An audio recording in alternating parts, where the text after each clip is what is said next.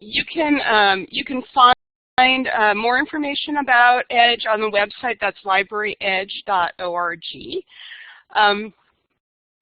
So I'll just go ahead and get started with the overview of Edge. This was about 2 years ago. A large group of library leaders from different library organizations and different state libraries came together in Seattle with the Gates Foundation's help to begin talking about how we might be able to assess and give guidance about the level and the quality of public access technology services for public libraries. And the University of Washington has been very much involved from day one, and we did a lot of the background research and testing to develop the benchmarks to make sure that the benchmarks that we have are actually really connected with excellence in public services in libraries, and to validate that those are the right measures. So it took us a long time to get there, and they will be continually evolving, but a lot of folks weighed in on this. We also did a lot of outreach to library groups and focus groups and interviews with librarians to make sure that we got the right mix in the framework. So the goal of Edge is to help public libraries provide exceptional services, technology services in their libraries. And we recognize that in order for them to be able to do this, they need some way of assessing the current access to technology in the library and how it's used, to understand that aspect of the use and what is needed by patrons in order to make effective use of libraries' technology. We knew also that we needed to help libraries communicate what they do and how much it means to patrons, to stakeholders and other funders in the community. And we also knew that libraries could use some help with forming partnerships and also just kind of the nuts and bolts of some best practices that might help enhance the outcomes to the patrons in the community. So over the past couple of years, what we've done is we've come up with a benchmarks framework, and that's the benchmarks version 1.0. We developed an assessment tool to help you find out how you're doing in relationship to those benchmarks. So we wanted to make sure that it was easy for you to examine your library services and resources and look at it in terms of the things that are recommended in the benchmarks. And that's an online tool that I'll get into later. We also wanted to make sure that for libraries that aren't doing certain things that would make sense for them, that we provided them with resources to help understand and help put into practice some of the recommendations. So we have a resource guide that really relates to each of the benchmarks, and we also have a series of case studies that show those particular benchmarks in action and may help you think about that in your library ways of implementing changes. We also wanted to make sure that public library staff had training in order to implement Edge, and also particularly leadership training to help structure conversations with your stakeholders around library technology.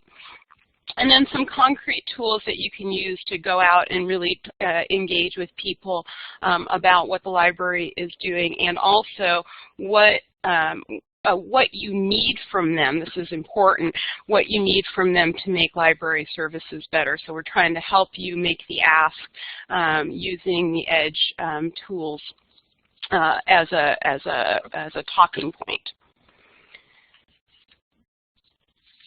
So so I kind of talked about what the value is, but really what we're trying to help you do is both change perceptions externally about how valuable the library services are with regards to technology and other services, so you can engage with external stakeholders, but also internally to share with staff how library technology is used in the community, and also how you can make the library technology more effective inside with decision making, and also different practices that we recommend in the framework. So we had a soft launch over the summer. 7 states participated. We had about 160 libraries that actually went through the EDGE process and training, and I'll talk about some of the results from that. We went through a period over the past few months to make some improvements to the toolkit and our processes to make sure that that everybody has what they need to support them in doing the assessment and following through. And then, as I mentioned, we'll be starting the national campaign on January 20th. That'll start at ALA Midwinter, and you'll be able to go to libraryedge.org and either get an account at that time or get put on the wait list and have access to some pre-work that you can do while you're waiting for your turn to come up.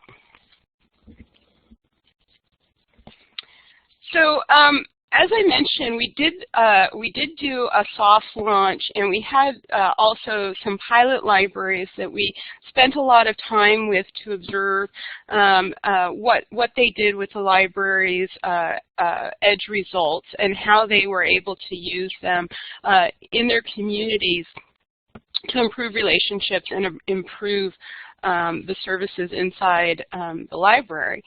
So we wanted to make sure we had a good mix of libraries to look at. So we had 2 small libraries, one in New Braunfels, Texas, and one in Miami, Oklahoma. And 2 larger libraries, the El Paso Library in Texas and the Sacramento Library in California. So we had a good mix of large and small libraries that had a lot of technology, libraries that were just kind of feeling their way into expanding their technology offerings. So each of them attended a training webinar, which is also going to be available to you. They did the assessment. It was on paper. It's electronic now, so you can do it online. They received a report, which you'll also receive. And then we also worked with them around utilizing the results and making presentations to stakeholders. And then we went back and we interviewed the leadership that was engaged in EDGE, the leaders in the library and also those external stakeholders that they spoke with. We wanted to really understand what happened when libraries used EDGE and how that could help them. So the big key finding was that that the library leadership felt that the framework was helpful internally and externally, and this was really important. We heard this a lot also during beta work with other libraries, that there's a big impact in using EDGE internally in particular. So when you're taking the assessment and you're looking at what your library does in relationship to the benchmarks, it gives you the opportunity to talk with staff about the choices that you make in terms of what you decide to offer and what you don't. And the benchmarks are not intended as a it's not intended that you would do every single one of the benchmarks. Some of those benchmarks and the recommendations that go along with them really aren't appropriate for some libraries.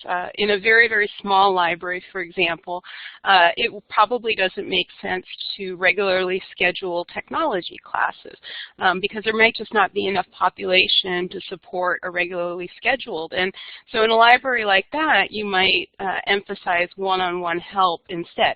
And that's fine. There's a benchmark around one-on-one help, and there's a benchmark around training classes.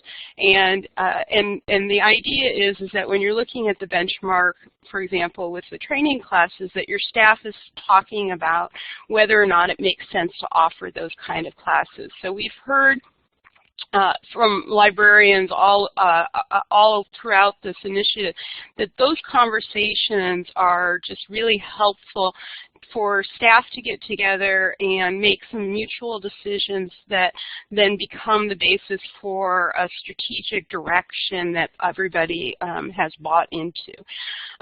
The other thing that we were very pleased to hear about was how Edge was helpful in engaging external stakeholders in conversation. So a lot of times the library is not necessarily seen in a community as an agent for achieving community priorities, and so the librarians may not be as engaged with city council or city manager as some other city departments are.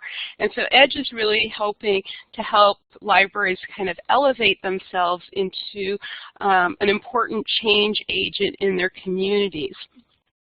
And what we really found was that using Edge to help describe and connect the library's technology services to community priorities really does help elevate the library in the minds of those stakeholders, particularly among city managers and other high-level administrators or community leadership.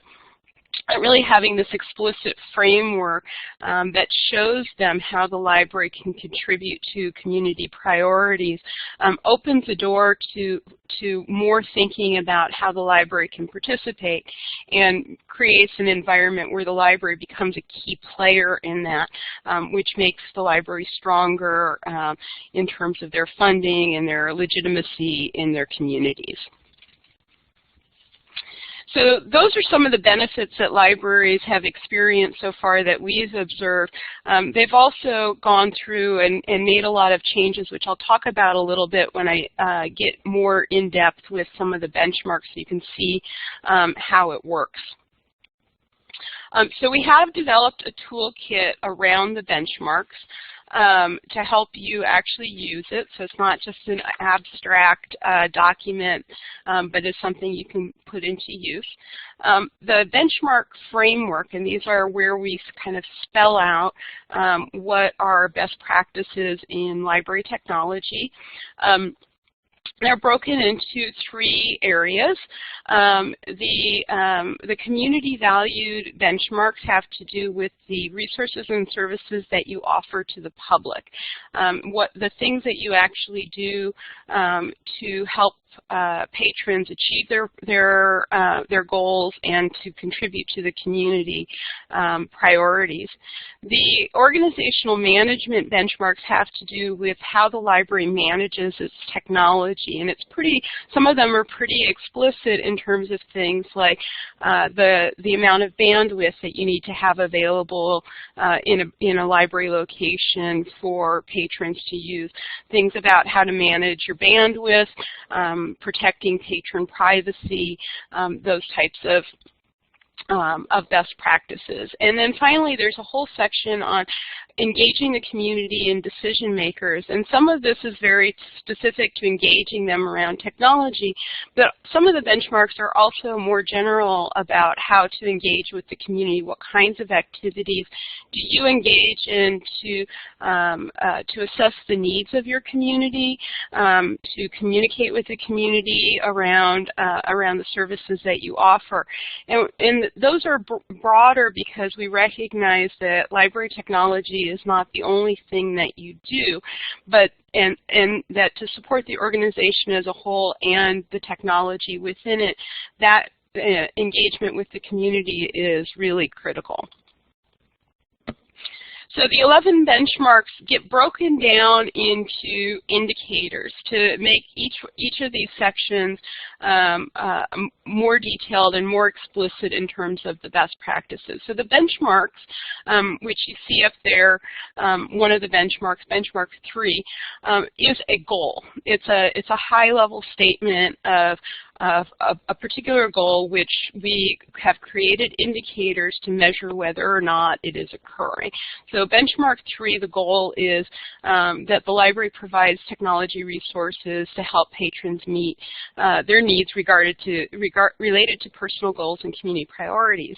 And the indicators around that have to do with the resources and services that you may offer within these 4 purpose areas, which we've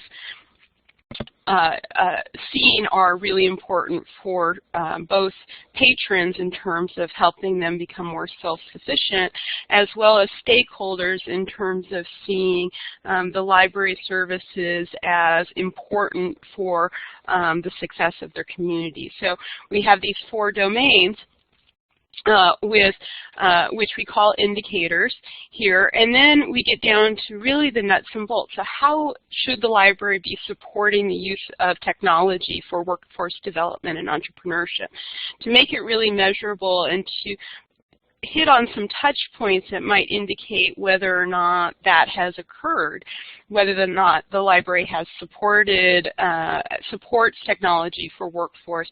Then we have these 4 what we call attributes, which are just more detailed indicators. And these are what you will be answering in the assessment. So does your library have online resources for job seeking, employment building, or professional certification? So do you have on your website, for example, is one way of doing it, some sort of a pathfinder for people who are looking for jobs. And if you do, then you have done one of the things that is important for supporting people who are using technology for workforce concerns. So each of those 11 high-level benchmarks are broken down in this way. This is a community value benchmark. So again, these ones are about the library's resources and services to the public. The engaging the community indicators, as I said, is about your external relationships. So this is another example of a benchmark, benchmark 5, which is about your strategic partnerships and how you engage with them to specifically share resources and maximize your resources by engaging in partnerships.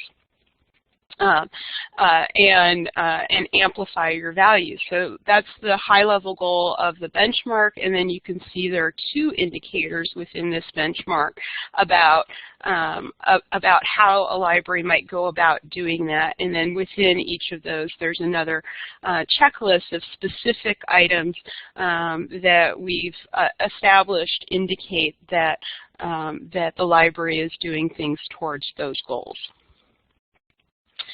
We don't want to leave it just there. So if you aren't necessarily doing those things, but you think you might want to or that you ought to, we also want to provide you with the resources. So benchmark 5 is about building strategic relationships. And so if you are looking for research or resources for how to go about doing that, one of the key resources that we provide in the assessment tools is the Building Digital Communities framework, which actually my team at the UW also helped create along with the IMLS and the ICMA, the International City County Management Association.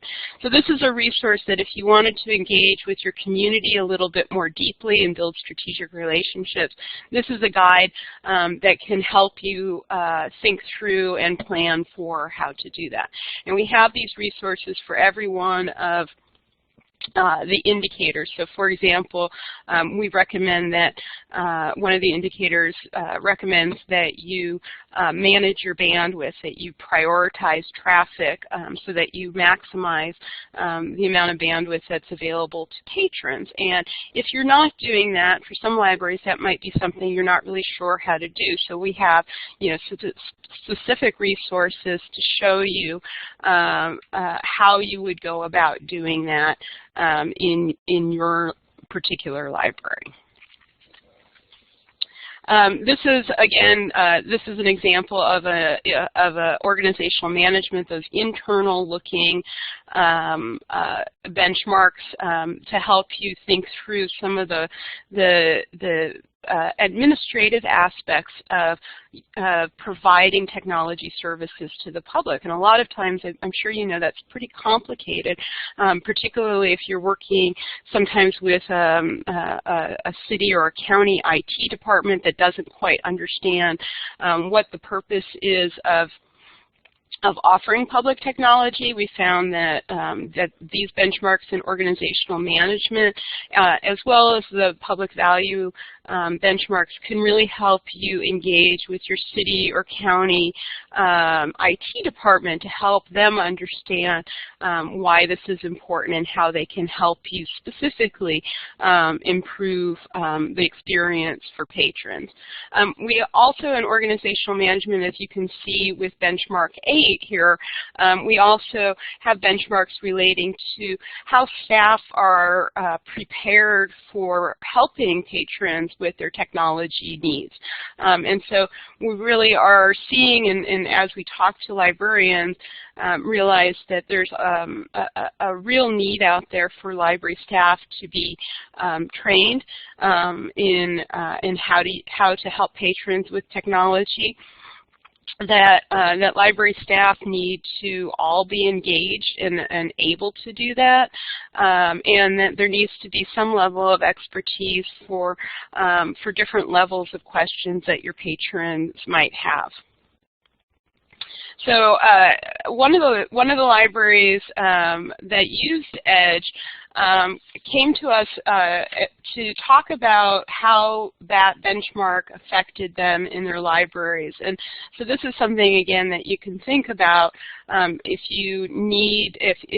your assessment is showing that maybe you need some help around those benchmarks concerning staff training and competencies.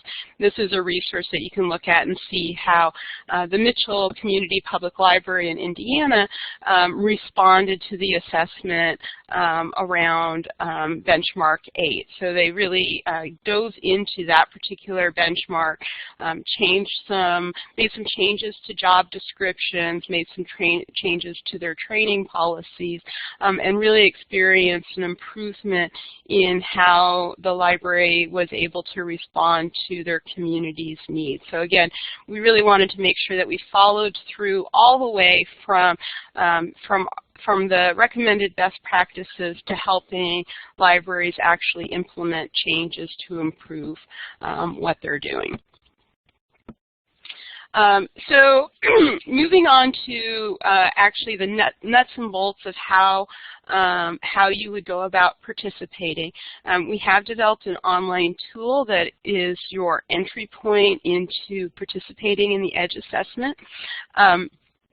It allows you to do the assessment online, so actually answering questions related to those indicators to be able to assess how you're doing.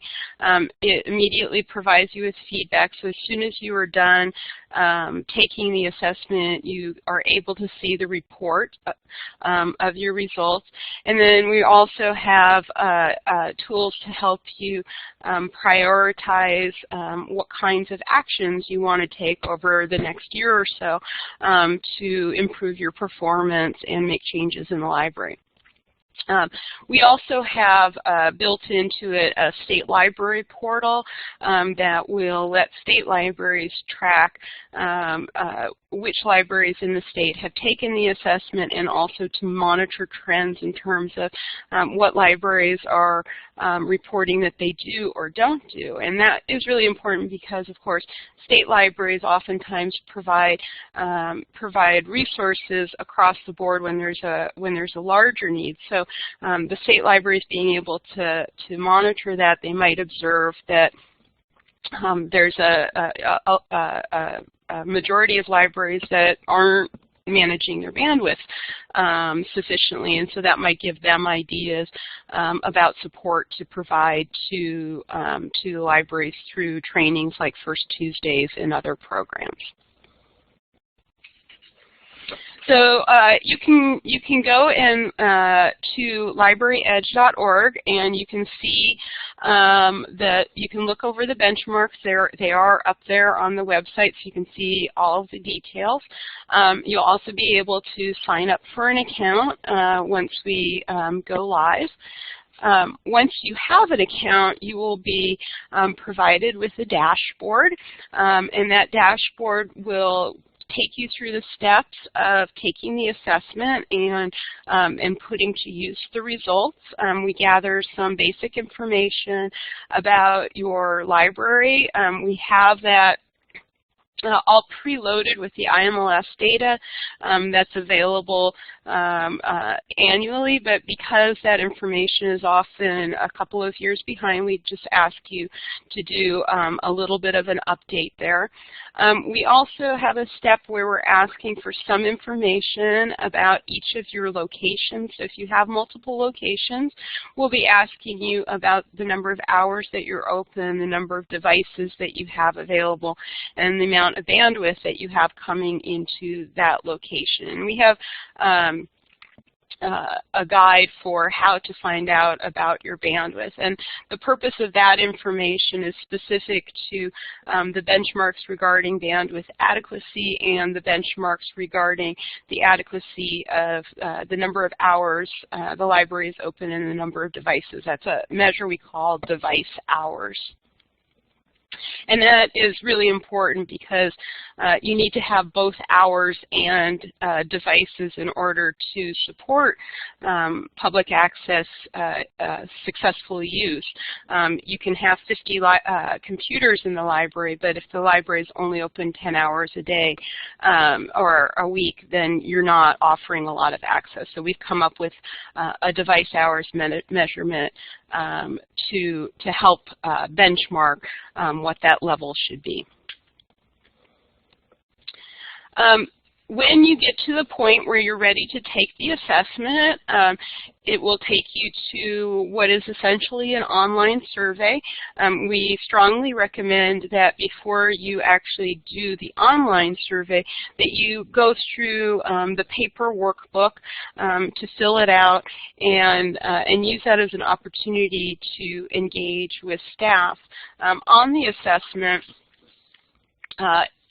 we ask you whether or not you do something, but we also ask you whether you might plan to do so, or you might be planning already to do something about that in the next year. If it's something that you'd like to do, but you can't do it right now, maybe because of funding or inadequacy of staff, or that you have no plans to do it at all. And that is a way of you indicating to us and to yourselves that you've thought about that particular best practice, and you've made a conscious decision to not offer that in your library because it just isn't something that's a pressing need for your community. So for example, on this benchmark, which is around digital literacy training, the last indicator there on the list is about technology classes in languages other than English. Well, certainly there are some communities where demand for non-English speaking computer classes is low, or perhaps there's another organization that is offering training in languages other than English, and that's sufficient. And you've talked about it and you've decided, no, you don't want to do it at this time. And going through that and really making a decision about which of those no choices you want to mark down is where those very fruitful conversations can occur with staff. And it can also, particularly if there are things you'd like to do but you can't, that also provides information to your state library about things that they might be able to support on a larger scale. When you get done with the report, or with the assessment, then you'll be given a report of the results, and then that will record what your response was to the particular indicator, and then it will show you how many points you received for doing that. It also shows you what we call what level the indicator is, and that the level 1 indicators are things that the roundtable and our research suggests are just really basic things that almost all libraries should be doing. All libraries should have patrons be able to use portable devices to store their data, and this is a basic thing, and it's not a hard thing to implement. So that's a level 1.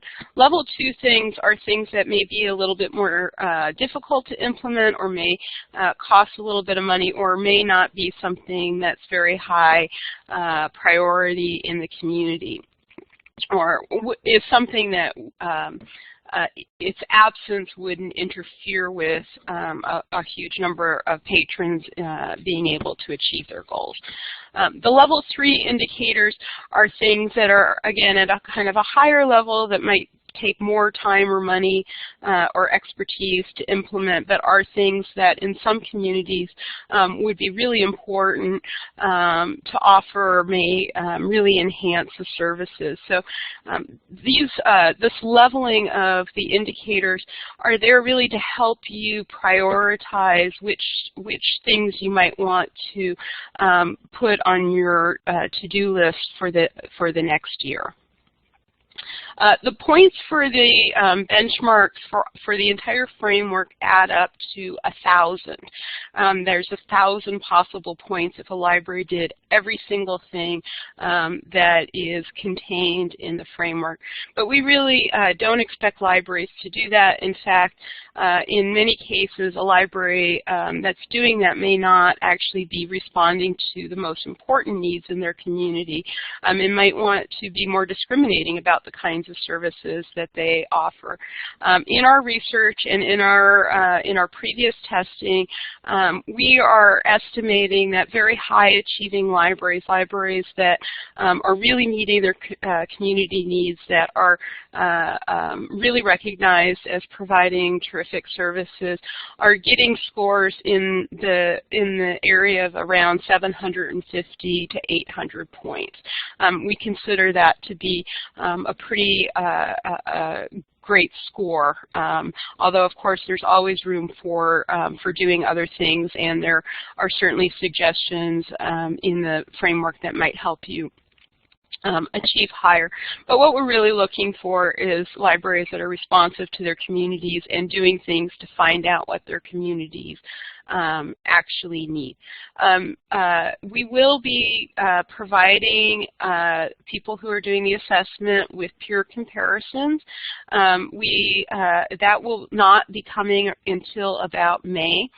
We need to collect data in order to provide those peer comparisons, and we wanted to make sure that when we did create the peer comparison points, that we weren't just looking at libraries that were the first ones to complete the assessment, but that we had a representative sample of the library community, so that you're looking at really what the average performance is of libraries like yours. So that will take us a little bit of time to engage with those sample libraries and ask them to complete the assessment, which may have not been in their immediate plans. If you happen to be one of the libraries that have been asked to participate in the peer sample, it would be a great service to the library community for you to go ahead and do that. Because I think the peer data we've heard is just really important to libraries to kind of contextualize their performance in terms of other libraries like theirs, and also to contextualize what they're doing for external stakeholders. So once you've completed the assessment and you've received your results, you are able to go in and create an action plan for how you might go about improving. So the first step is there are training opportunities that you can sign up for. We have training in a number of different areas that I'll talk about in just a minute. You can also review recommendations of how you might address some of the indicators that you responded no to. And we're really excited about that. That builds in two things. One, it builds in the ability to actually create an action plan document that you can use for internal planning to work through what you want to do first. And then right there with it, it provides you with links to resources that might help you do those things. So this really gives you a toolkit to work through what you want to set as goals, and you can filter your recommendations, so it makes it easy for you to just choose all the level 1 indicators to work on first, if that's what you want to do. It also has a way of keeping track of it, so you can go through and you can mark things as done or not done, and that might help you keep going on it. The State Library, as I mentioned, does have a portal of their own to look at how their libraries did on the assessment through the state. So this really provides the state libraries with some aggregate information that may help with their planning and resources that they offer to their libraries in the state. So the state libraries, and I saw that there's a number of people here from state libraries, so you'll be able to sign up for an account and see which libraries in your state are taking the assessment and how they're doing on it, and where you might want to offer some additional services or use the information for advocacy for additional resources for them. We also have an executive tool. This is a communication device that you can customize within the Edge Toolkit that lets you choose strategic goals that you want to work on and to include statements about the specific kinds of things that you would like to do. And that gives you something to go in and talk to those folks in leadership and make specific asks for resources that are connected with concrete goals, which ICMA and others who are experienced in communicating with policy type people have found are very effective ways of engaging with those folks. So as I mentioned, to help you do this, we do have training. These are going to be, for the most part, synchronous online training. Right now we have them in these 4 areas. So how to do a community needs assessment. So we really have recognized that that libraries that do a needs assessment in their community are much better situated to respond to community needs with their resources and services, and also to communicate about community priorities with their stakeholders. So we have a training around community assessment and how you might go about doing that.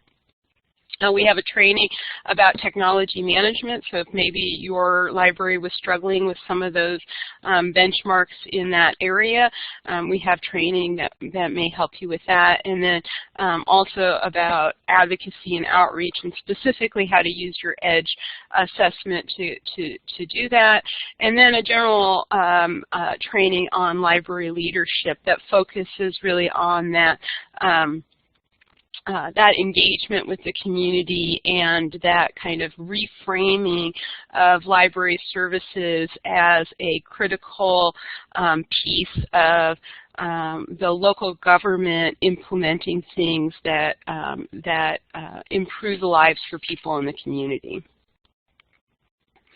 The training is available for you right after your assessment is complete, so you'll be able to sign up for trainings. As I said, they are synchronous, so and online. They are recorded, but we really have some super instructors and a really robust curriculum that we want to make sure that folks can interact with live. And again, it's really about using the assessment, putting those to work in your community. So, oops, sorry, this is I said Indiana, but this is actually libraries across the country. I'm recycling my deck, I'm sorry. So at the end of this month, you'll be able to participate. So you can go there and register. When you register, you have the ability to get pre-assessment activities, so the paper workbook that you can use in staff meetings to begin doing the assessment on paper, so that all you're really doing is entering in data on the assessment. You have full access to a knowledge base about each one of the indicators. So if you have questions about whether or not maybe you are doing something, or what a question might mean, or perhaps even why we think that that particular indicator is important, there's a support center that you'll be able to search for your answers. And if you're still not seeing your answers, then there is a support desk that you can send questions in and get personalized help for whatever problem that you're encountering. Once you complete the assessment, you'll get that report. You'll, at that point, also have access to the resource guides and the report templates and the other things that I went over. And then we hope that you'll be signing up for training and also utilizing those results.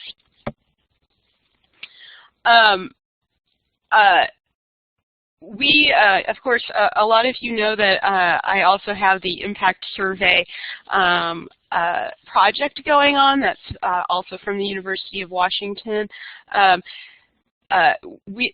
Some of the benchmarks in the EDGE framework are really specific to doing community needs assessment and particularly surveying your community and your patrons as part of needs assessment activities. So if you wanted to prepare for EDGE, you may also want to run the impact survey in your library before you begin the assessment, so that you can answer affirmatively to the best practice questions that are related to doing surveys.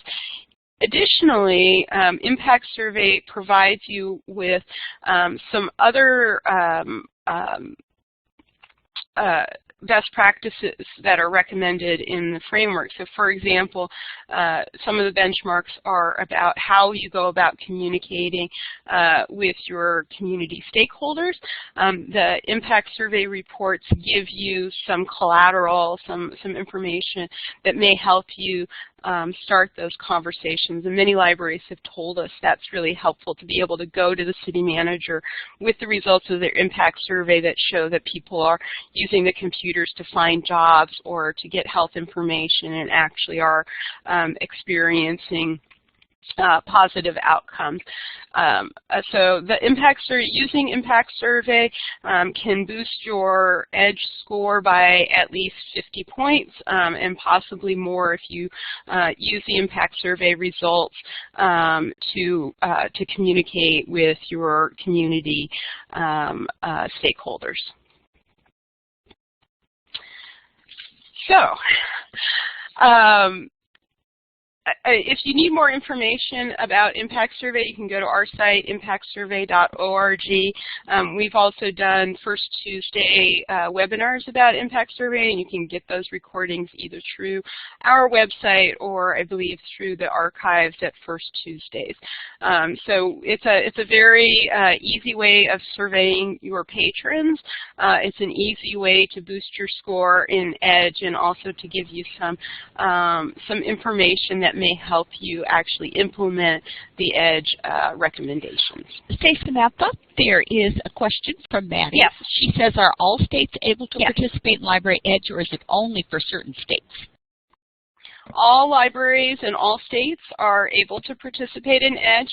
We did a soft launch with 7 states just to make sure we had all the bugs worked out. But after January 20th, and it will be open to all libraries, we will be doing kind of a staged rollout so that our website isn't slammed right out the gate, and we can make sure we work out any bugs that come up.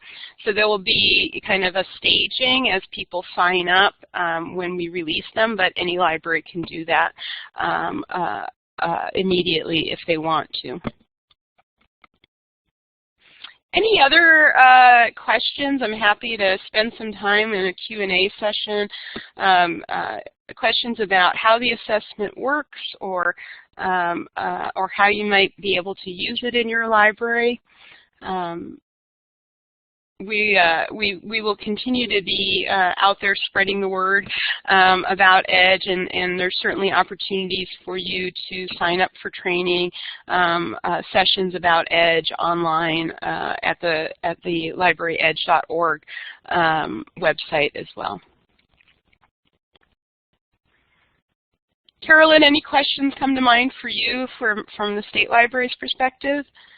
Not from my point. Jeff, let's see, was on, and I don't know if he had any questions. My questions have been answered. Thank you. Good. And this is Jeff. No, I don't have any additional questions. I do think that this is going to be very useful for work with libraries in the state, and I can see how we can use this for trustee training. And again, I can see how already I'm thinking about several places where it could be very useful. So I think it's going to be a good resource. Anybody else? Any questions in chat, or someone just go ahead and use the mic if you will?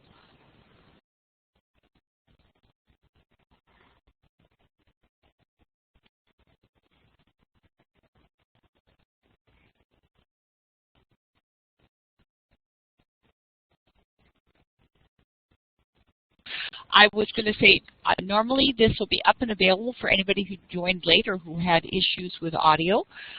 And if you think of something, I see someone's typing. Great, so maybe there is a question coming in.